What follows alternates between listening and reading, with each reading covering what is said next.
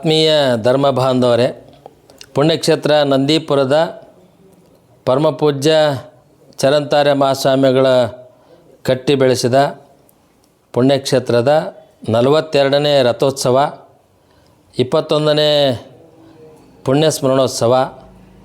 ಈ ಕಾರ್ಯಕ್ರಮದ ಅಂಗವಾಗಿ ಈಗಾಗಲೇ ನಮ್ಮ ಭಾಗದಲ್ಲಿ ಅಜ್ಜವರು ಸ್ಥಾಪನೆ ಮಾಡಿರೋ 55 ಶಾಖಾ ಮಠದಲ್ಲಿ, ಅದರಲ್ಲಿ ವಿಶೇಷವಾಗಿ 10 ಹಳ್ಳಿಯನ್ನು ಆಯ್ಕೆ ಮಾಡಿಕೊಂಡು ಸದ್ಭಾವನಾ ಯಾತ್ರೆ ಅಂಥೇಳಿ ಸಂಕಲ್ಪ ಮಾಡಿಕೊಂಡು ವೃಕ್ಷಗಳ ದೀಕ್ಷೆ ದುಶ್ಚಟಗಳ ಭಿಕ್ಷೆ ಅನ್ನೋ ಒಂದು ಸ್ಲೋಗನ್ ಇಟ್ಕೊಂಡು ಸುಮಾರು 10 ಹಳ್ಳಿ ಯಾತ್ರೆಯನ್ನು ಮಾಡಿ, ಪ್ರತಿ ಒಂದೊಂದು ಹಳ್ಳಿಗೆ ಸುಮಾರು 1,000 ಗಿಡಗಳನ್ನು ನಾಟಿ ಮಾಡಿ, ಅಲ್ಲೊಂದು ಧರ್ಮ ಕಾರ್ಯಕ್ರಮವನ್ನು ಮಾಡಿ, ಪ್ರವಚನವನ್ನು ಮಾಡಿ, ನಮ್ಮ ಸಂಗೀತ ಸಾಂಸ್ಕೃತಿಕ ಕಾರ್ಯಕ್ರಮದ ಜೊತೆಗೆ ಆಶೀರ್ವಚನವನ್ನು ಮಾಡಿ, ಅವ್ರ ಕಡೆಯಿಂದ ಸಸ್ಯಗಳನ್ನು ನಾಟಿ ಮಾಡೋದ್ರ ಜೊತೆಗೆ ಅವರಲ್ಲಿರ್ತಕ್ಕಂಥ ಕೆಟ್ಟ ಗುಣಗಳನ್ನು ಮತ್ತು ದುಶ್ಚಟಗಳನ್ನು ನಮ್ಮ ಜೋಳಿಗೆ ಹಾಕ್ರಿ ಅನ್ನೋ ಒಂದು ಭಿಕ್ಷೆಯನ್ನು ಮಾಡಿ, ಜಾತ್ರಾ ಮಹೋತ್ಸವದ ಕಾರ್ಯಕ್ರಮಕ್ಕೆ ಆಹ್ವಾನ ಮಾಡೋ ಒಂದು ಸಂಕಲ್ಪವನ್ನು ಸದ್ಭಾವನಾ ಯಾತ್ರೆ ಅಂಥೇಳಿ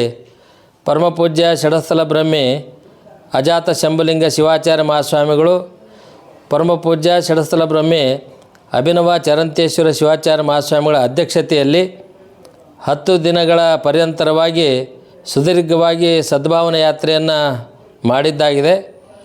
ಇದೇ ತಿಂಗಳು 28, 29, 30ನೇ ತಾರೀಕು 3 ದಿನದ ಜಾತ್ರಾ ಮಹೋತ್ಸವ, 19ನೇ ತಾರೀಕಿನಿಂದ ಪರಮಪೂಜ್ಯ ಚರಂತಪಜ್ಜ ಮಹಾಸ್ವಾಮಿಗಳ ಪುಣ್ಯ ಸ್ಮರಣೋತ್ಸವ.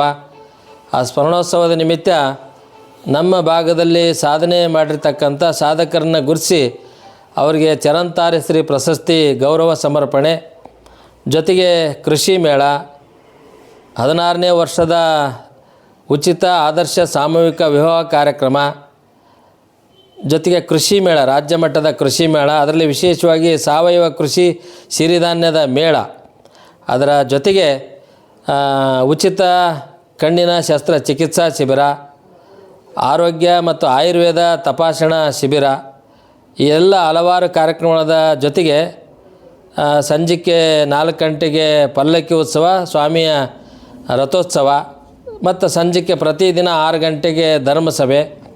ಅದಾದಮೇಲೆ 2ನೇ ದಿನ ನಂದೀಪುರ ಉತ್ಸವ ನುಡಿ ಹಬ್ಬ ಅಂಥೇಳಿ ಸುಮಾರು ಈಗ 15-20 ವರ್ಷದಿಂದ ನಮ್ಮ ತಾಲೂಕಿನ ಎಲ್ಲ ಸಾಹಿತಿಗಳ ನೇತೃತ್ವದೊಳಗೆ ನುಡಿ ಹಬ್ಬ ಕಾರ್ಯಕ್ರಮ. ಆ ನುಡಿ ಹಬ್ಬ ಕಾರ್ಯಕ್ರಮದ ಈ ವರ್ಷದ ಆ ಸಮ್ಮೇಳನದ ಸರ್ವಾಧ್ಯಕ್ಷರಾಗಿ ಭಿಕ್ಷಾವರ್ತಿ ಮಠರನ್ನು ಆಯ್ಕೆ ಮಾಡಿ ಅವರಿಗೆ ಆಹ್ವಾನ ಮಾಡಿ 2ನೇ ದಿನದ ನಂದೀಪುರ ಉತ್ಸವ ಕಾರ್ಯಕ್ರಮ ಮತ್ತು ಸಂಜೆಗೆ ಸಾಂಸ್ಕೃತಿಕ ಕಾರ್ಯಕ್ರಮ, ಸ್ವಾಮಿಯ ಪಲ್ಲಕ್ಕಿ ಉತ್ಸವ, 3ನೇ ದಿನ ಹಳ್ಳಿ ಬಂಡಿ ಕಾರ್ಯಕ್ರಮ.